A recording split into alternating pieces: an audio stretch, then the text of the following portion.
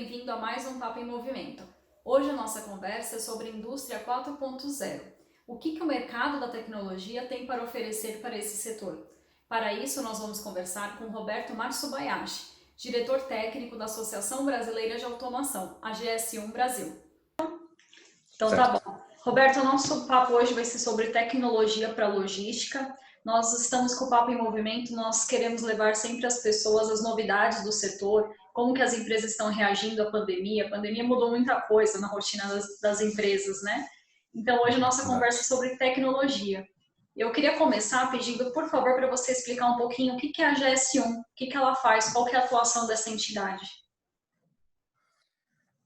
Ok. Bom, a GS1 Brasil, a Associação Brasileira de Automação, é uma organização sem fins lucrativos que faz parte de uma rede mundial de 120 organizações. E o propósito é desenvolver e promover padrões para identificação, captura e compartilhamento de dados. Esses padrões são essenciais para a gestão das cadeias de suprimento e facilitam o comércio no mundo todo, né? Todos vocês devem conhecer o código de barras que é usado em todo o varejo.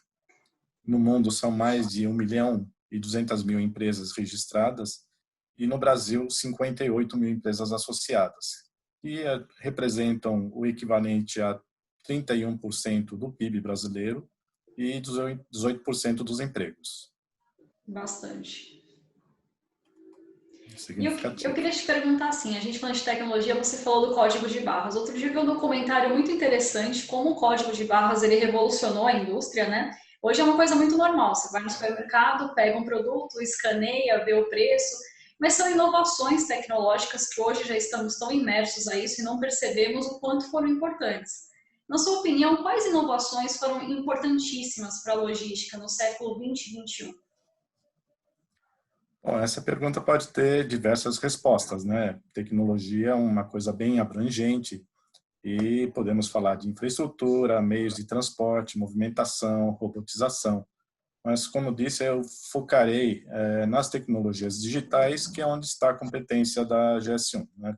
Inclusive, o código de barras é uma dessas formas. E esses sistemas digitais são essenciais para a gestão dos negócios e existem inúmeras aplicações, né, como ERP para a gestão financeira e contábil, WMS para os armazéns, roteirização, sistemas de rastreamento. E esses sistemas, para operarem corretamente, precisam ser constantemente alimentados com dados. Tá? E aí que entra a grande função dos padrões nossos da GS1. Identificar, capturar e compartilhar, que é conectar o físico com o digital. A gente identifica os objetos no mundo físico, captura as informações com as tecnologias de código de barras, mais recentemente de radiofrequência, né? E compartilha nesses sistemas digitais, né? Isso tudo hoje até tem um nome mais chique, Internet das Coisas ou IoT, né? Mas a gente vem fazendo isso há mais de 40 anos. E a eficiência e o nível de serviço da logística dependem de sistemas que garantam a execução perfeita e otimizem ao máximo a utilização dos recursos e das capacidades das empresas, né? E isso não para aqui, né? Esses sistemas estão cada vez mais sofisticados, né? Agora mesmo eu mencionei a internet das coisas, mas tem inteligência artificial, blockchain, realidade aumentada, e a lista continua. Você falou sobre digitalização, né? Qual que é a sua visão hoje sobre digitalização, automação, virtualização? São essenciais para a logística? Vieram para ficar? Qual que é o seu olhar sobre esse cenário? Bom, eu acho que é um caminho, inclusive, de mão única, né? Sempre para frente.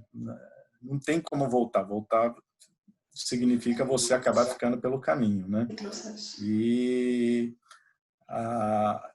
essa ebulição de novas tecnologias, novas ideias, eles terminam em modelos de negócios também, inclusive, disruptivos. Não é só ver a questão das startups, né? Com certeza. E o que a gente pode apontar, Roberto, hoje de mais novo para a logística? O que a gente tem de mais novidade aí para inovações desse setor? Bom, na GS1 a gente vem trabalhando duas grandes frentes, né? Uma, principalmente para habilitar plataformas logísticas, né? Essas grandes plataformas que fazem a orquestração e promovem a visibilidade envolvendo os diversos atores que estão envolvidos numa operação logística, né? Desde o embarcador, os diversos modais de transporte, os operadores logísticos, sem esquecer que também tem governo, controles alfandegados, né? Eles todos precisam dessa plataforma para ajudar na questão da integração, né? E essas plataformas podem combinar outras tecnologias como analytics ou inteligência artificial ou blockchain, né? Isso vai depender das aplicações, né?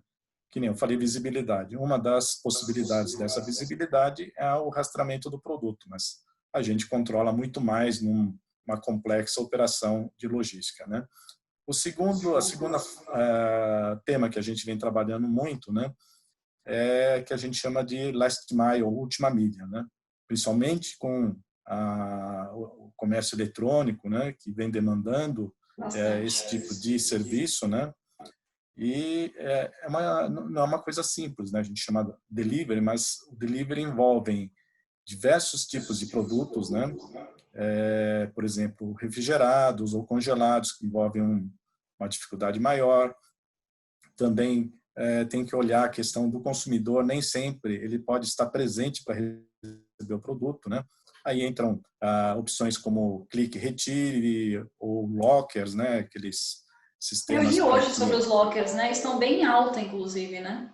Exatamente. Justamente para, na visão do consumidor, sanar essa dificuldade, né? Às vezes não tem porteiro, não tem condições de alguém receber isso para você, tá? Então, exigem soluções novas para ajudar essa questão da entrega para o consumidor final, né?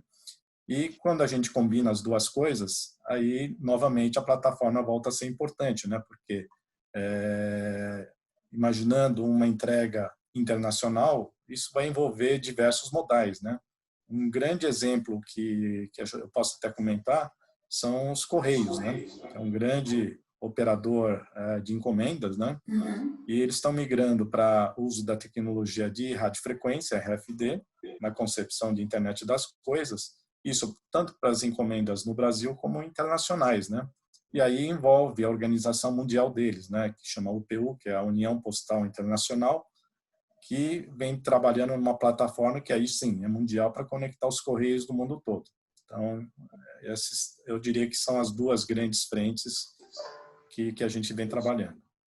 Eu acho que a internet das coisas é um pouco mais difundido ainda, está um pouquinho mais em alta. Agora, será que você poderia explicar um pouquinho como funciona essa radiofrequência? Eu acho que nem todo mundo conhece. Você poderia dar um exemplo? Bom, a radiofrequência ele é baseado numa tecnologia que usa o chip, né, um componente eletrônico, e a analogia é como comparando um telefone com fio, que aí seria o código de barras, né, Uhum. os dois aparelhos conectados fisicamente. No caso da radiofrequência, é ela que faz a comunicação. Então, o chip se comunica por radiofrequência com a leitora e passa as informações, por exemplo, de identificação. A partir desse momento, eu consigo operar numa velocidade muito maior, porque eu consigo fazer milhares de leituras por segundo. Então, a produtividade para uma grande operação é muito maior, bem mais precisa, né? E isso envolve também a conexão desses leitores com a rede da internet. Então, facilita a conexão conceitualmente com os sistemas de gestão e, a partir daí, informar todo mundo que gostaria de saber onde está o meu produto, né? Muito interessante. Acho que isso vai um pouquinho para a próxima pergunta, que é a indústria 4.0. Qual que é a sua opinião? Como estamos em relação a esse assunto, em comparação com outros países? Bom, no Brasil a gente tem discutido, tem avaliado esse assunto. Existe até um grupo de trabalho coordenado pelo governo, né, a Câmara Indústria 4.0, mas nós também fazemos alguns estudos, né? Nós temos na GS1 o estudo que chama Índice de Automação do Mercado Brasileiro, e um dos setores que acompanhamos é o industrial. E posso afirmar que a gente tem muito a avançar nesse campo, né? Por exemplo, uma das informações que colhemos indica que 26% das empresas ainda nem tem um sistema de gestão, né? Que seria a fase anterior, né? E aí o salto para 4.0 é muito grande, é muito maior. Então, além disso, né, a questão da indústria 4.0 não envolve apenas a tecnologia, né? Envolve as pessoas têm que saber operar a tecnologia, e envolve processos, né? Eles vão criar processos totalmente novos que alia e coordena a ação entre pessoas e tecnologia. Será que a pandemia acelerou um pouco isso, Roberto? Qual que é a sua visão sobre isso? Nós tornamos mais tecnológicos nesse período, né? Vimos o quanto a tecnologia é importante. Será que ela acelera um pouco essa discussão? Bom, esse mesmo índice nós ainda não fizemos uma nova tomada, mas a gente acredita que teremos avanços importantes, né? Basta observar que as empresas que estavam mais avançadas no uso das tecnologias digitais puderam operar e continuar operando com uma série de facilidades como home office muito mais tranquilo, né? Uhum.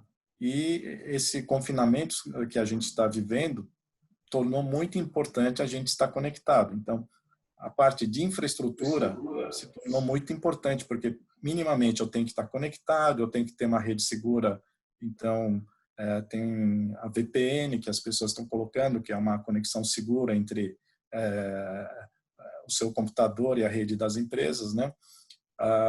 Sistemas de reuniões ou conferências ou grupos de trabalhos online. Isso avançou muito, né? E também a parte do comércio, do e-commerce. Um dado da Associação Brasileira do Comércio Eletrônico, isso é de ano para ano, né? Aponta um crescimento para esse ano de 47%, quer dizer, um crescimento gigantesco. Se considerar apenas o período da pandemia, né, de março para cá, então esse número é quase o dobro disso. É verdade. E qual você acha que são os próximos passos que o Brasil tem que tomar para se tornar mais tecnológico, indústria 4.0? Qual que é a discussão que devemos fazer nesse sentido? Vou fazer um pequeno comentário, né? Tem uma pergunta que viralizou nas mídias sociais, né? Quem foi o responsável por acelerar a transformação digital nas suas empresas, né?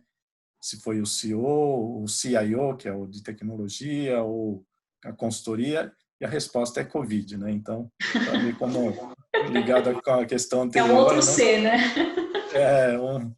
É um outro ser, né?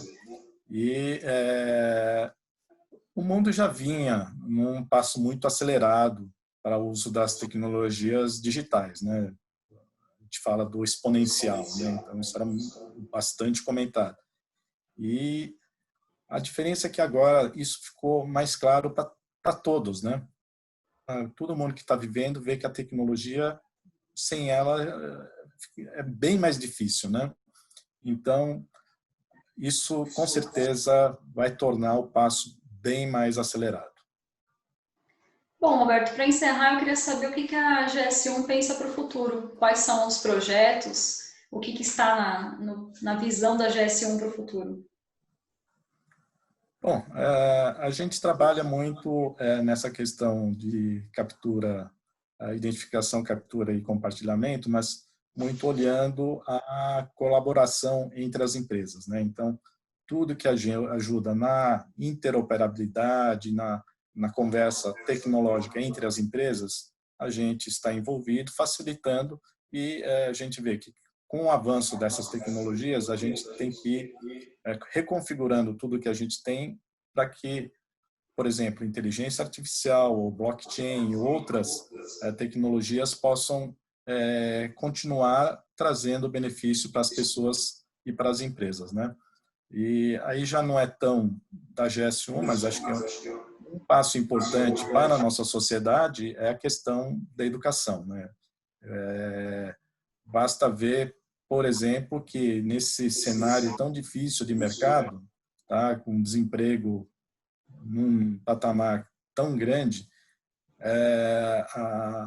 o paradoxo que nós enfrentamos na área de tecnologia. As empresas têm dificuldade de contratar pessoas, né? Então, eu acho que uma mensagem muito forte para as pessoas é que é importante orientar e principalmente as pessoas que estão em fase de formação, que procurem essas carreiras que sejam de engenharia, de ciência, matemática, porque é onde tem o futuro numa sociedade baseada em tecnologia, né? Perfeito. Roberto, quero te agradecer muito, foi muito produtivo aqui a nossa pauta. Muito obrigada por dividir os projetos da GS1 conosco. Muito obrigada. Tá, muito obrigado pela oportunidade, né? E estamos à disposição. Assim que o vídeo for para o ar, eu mando para vocês, tá bom? Tá bom. Obrigada, viu, Roberto? Boa tarde. Tchau, tchau. Tá, obrigado. Agradecemos muito pela companhia em mais um Papo em Movimento, hoje na conversa com Roberto Matsubayashi, da GS1 Brasil. E não esqueça de curtir e acompanhar as nossas redes sociais para saber tudo sobre os próximos episódios. Vejo você no próximo programa. Até lá!